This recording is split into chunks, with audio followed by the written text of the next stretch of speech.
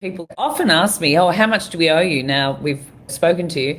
And we can generally say, well, no, because we're paid by the lender, you don't need to pay us. And they're like, wow, that's a great service. So I love that. I love that.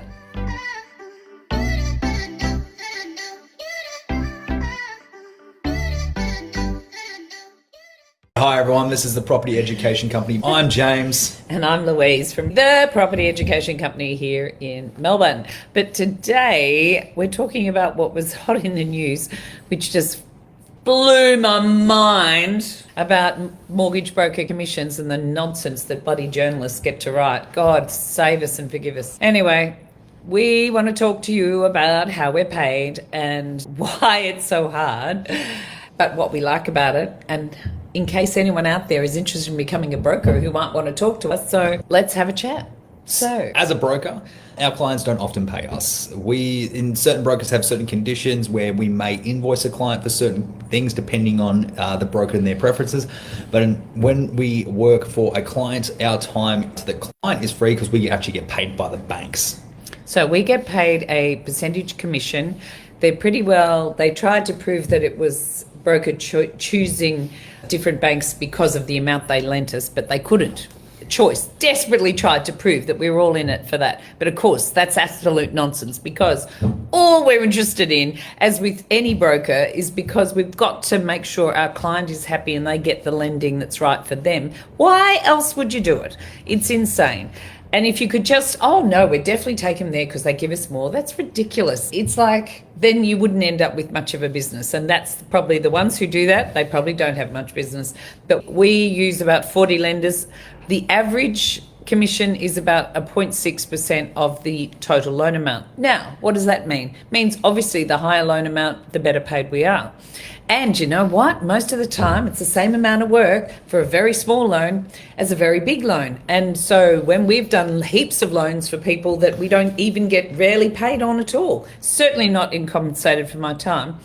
And the other thing that people get excited about is trail income. And why would you be interested? They go, oh, trails because you're supposed to be looking after people later. Well, why trail initially came and was implemented was because banks, smaller lenders, couldn't pay the upfront in one hit for brokers. So they decided to pay a smaller upfront and then the rest of it over the next 20 years or for 30 years or however long the loan is in place. So trail was part of our actual commission. It always was, and it still is. But people love to, abuse that to mortgage brokers. I don't know why.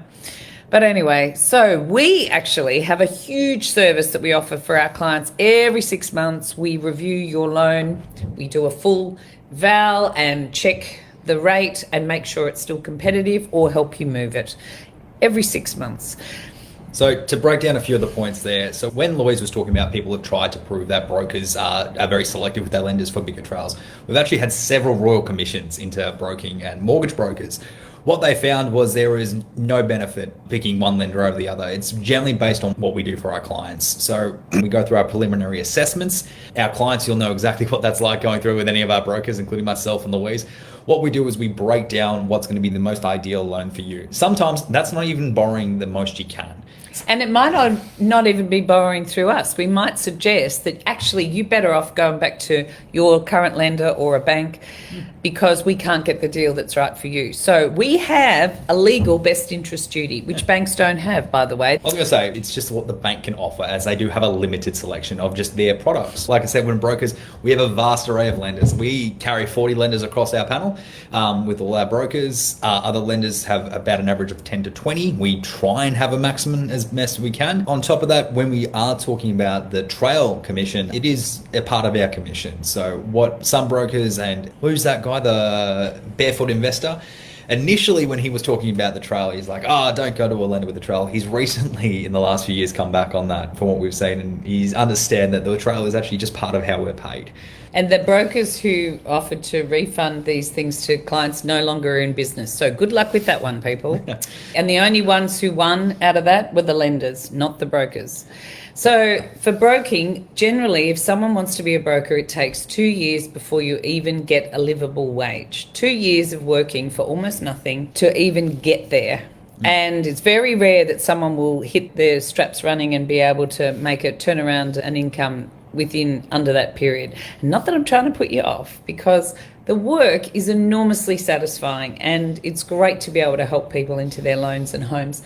And listen, we appreciate you watching and listening. I just think people are often concerned about, how do you make your commission? Because it's not that it's hidden, it's actually sent to you. You have to sign what that we potentially could be paid for you. So, and it's certainly not added to your loan. People often ask me, how much do we owe you now we've spoken to you?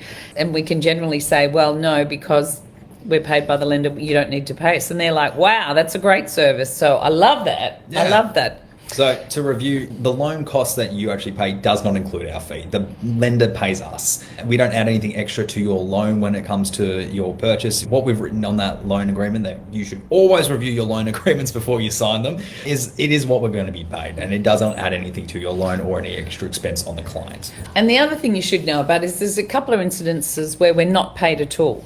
And they are when you draw down a loan, say it's for investment, say you want to get a deposit out for a new investment, or you're not using all the funds that we've got for you within the first 12 months, we're not paid at all for doing that loan. Zero. So when you have the funds in offset account and we've created that loan for you, if you don't use those funds within 12 months, generally lenders don't pay us anything for doing all that work. And that has happened quite a few times.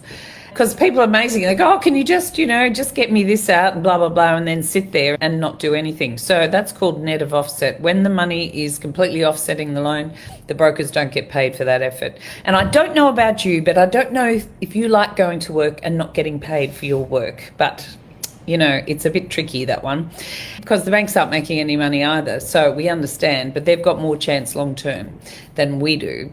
And the other thing is, if you refinance a loan that you've had within usually 18 months or up to 2 years, we get clawed back. And that means the lender takes back the funds they actually paid us for doing the loan. So if you happen to sell the property through whatever divorce or whatever reason, or you change your mind and want another deal somewhere else, with under 2 years, generally, we will be clawed back. Again, I don't know how great you'd feel about going to work today and in 1 year and 11 months and 29 days, you decided someone had said, we don't want to pay you for that anymore because we didn't like it, or we're not happy, we just want to move, things have changed. Things have changed beyond your control, and we're going to just take back whatever money we paid you for doing that work. That's what happens in broking.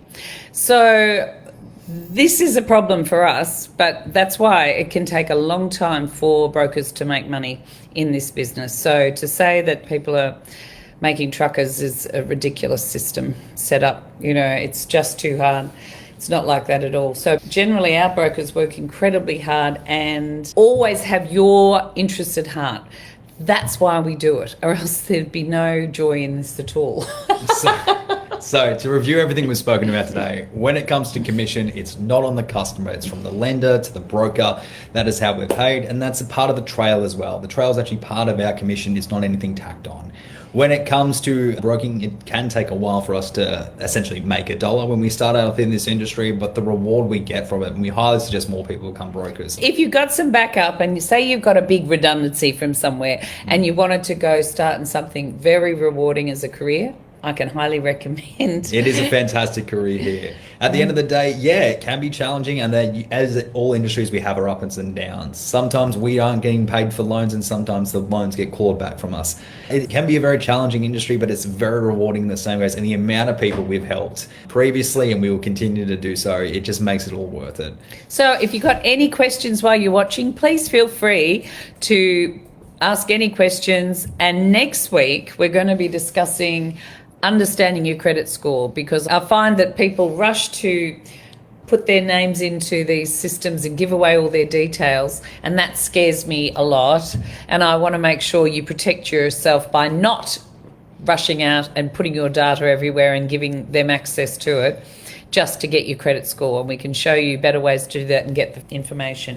And the other thing I wanted to note this week, twice I have reviewed, because my eyes aren't hugely as good as they used to be. But twice in the last week, I've reviewed my shopping docket when I got home, and twice I've been overcharged. One, just the guide put through something twice, and I'm just like, what the heck? And I know it was just innocent, but Woolworths doesn't need more money from me, I'm sure. And so I just want you to be aware there's lots of little ways of people taking money from you. So have a go and be really careful with the cents, because it does add up. It's amazing. It's amazing what you can save if you really watch it. It's funny because I've had the opposite experience. Oh, I had a. How did you have the opposite? Oh, let me tell you, Louise. So I bought a lovely piece of lamb that I was slow cooking, and a lamb shoulder, and they had it on price reduction, and lo and behold, they hadn't priced it on their service yet. So I got a $20-something kilo of lamb for free, a lamb shoulder. Oh, because they hadn't priced it, so they just gave it to me for free. Oh, so I say you had a big win. I had a massive win at Woolies, and I'm taking that as a good luck charm, and I'm going to keep going with this week for that. That's good. Okay, well, thank you again for watching. We appreciate it. And if you get any questions, and if you want, just reach out and say, hey, give us a call, 0412 709 200. Feel free to give me a call, and I'm happy to chat, and we'll see what we can do. We'll talk to you all soon. Bye. Bye.